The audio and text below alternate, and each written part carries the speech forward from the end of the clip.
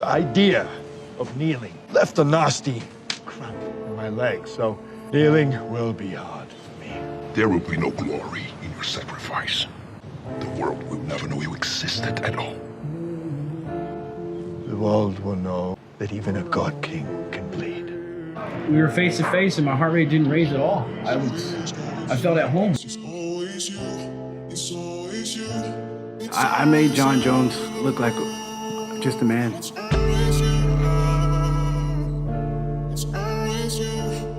Hello.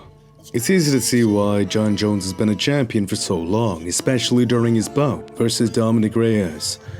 Jon is so human. He admits to having many insecurities, a sinner who's been trying to find his way back as a saint with, of course, bumps along the way.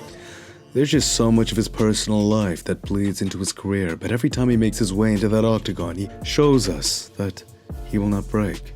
His mental composure, his ability to regain himself under duress. Even if you do not like Jon Jones, you have to respect his ability to persevere under immense pressure. This bout was legendary, but a lot of that in-octagon magic was stifled by the end decision. It bothered a lot of people. Dominick wanted to make Jon Jones look like just a man, and for 3 rounds, if you don't count the third as a draw for Jon's ring aggression, ring generalship, Dominick, he did just that. He made Jon Jones look human. Dominick, he definitely proved that he's worthy of being one of the best. Now, I actually sent this to a few of my fans before the fight. I said that I would have to go with Jones, although Reyes can win if he makes the fight dirty, taking damage hoping he can trade left hands. A clinical left hand is a very, very difficult tool to deal with when it's polished really well. If you can throw it straight, its line mitigates a lot of telegraph. It's hard to guard, especially with the smaller gloves. Give it precision and clean form, just overall, it becomes very dangerous.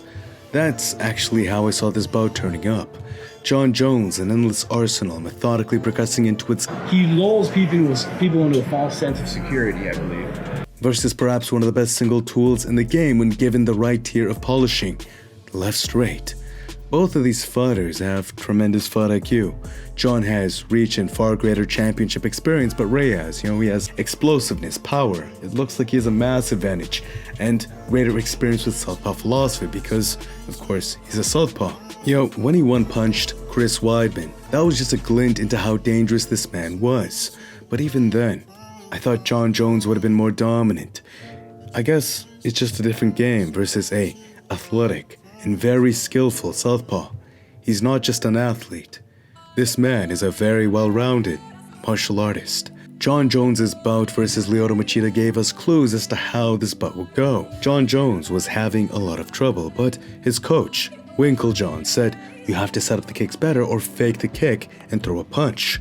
Jon being a big kicker, this bout reminded me of a time where Jon was at first having a lot of trouble landing his kicks up until he made the adjustment based upon Winklejohn's advice. Now, taking a bigger, more explosive athlete than Lyoto Machida, who perhaps also has a durability advantage, know that he also has shown a career of early finishes due to his phenomenal timing. Now, pair that with a closer gap between their attributes.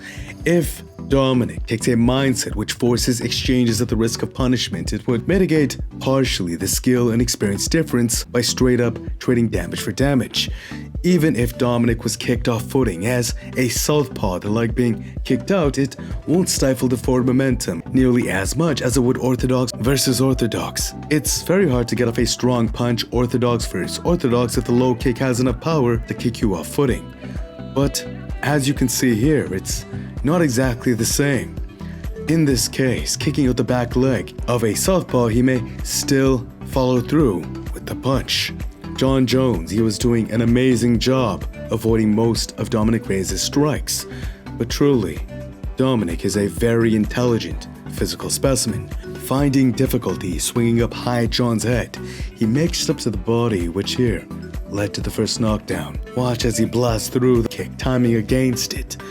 Dominick Reyes played his fight very well, and even when Jon went for his shot, Dom was quick to get the underhook. Then watch as he comes over the top with a counter. As Dom said, he was having fun, and he was really bringing the fight to Jon. There's attached to that being a big, powerful athlete. It's almost unbelievable the punishment Jon Jones took, the damage he was taking. Truly, he's a champion for a reason, not just for his skill set or chin, but straight up, his heart and mental composure. Being able to endure that early, explosive physical advantage, Jon Jones's ring control and takedown attempts, just touching him up in general, it slowly pressured the fight in his favor, at least in the last 2 rounds. Clearly, he secured at least those 2 rounds, for sure. The 3rd round, based upon who's judging, could have made it a draw due to Jon's ring control, but overall, Dom looked very dominant. But I've been following this sport since I was a kid, and one thing I've known is you likely have to finish the champ to be the champ, especially if the champ is a massive star. Of course, it's not true in all cases, but with Jon Jones' star power, especially after breaking a gate record, you likely aren't going to get what you want unless you look dominant for almost all of the rounds, I guess. I can only imagine more people taking interest in a Jon Jones who will actually look competitive. The possibility of the GOAT actually losing. Going forward, maybe Dominick will have more setup for his kicks. Maybe his timing for Jon's head slots will get better. Or maybe Jon Jones will download everything he experienced in this fight, then like Alexander Gustafsson, straight up shut down everything Dominick comes up with. They are both very intelligent. Who's to say Dominick Reyes can't do the same? There's a huge difference between Gustafsson and Dominick Reyes, I believe. Looking at Alexander Gustafsson's career, there was growth in his boxing, but as a martial artist, I feel there's just so much more Dominick Reyes can expand upon. It really is hard to call on what will happen in the rematch. Nonetheless, though, I am grateful for this privilege to watch. It was a legendary fight, even if the decision was lackluster for a lot of fans. I know the next fight is gonna be crazy.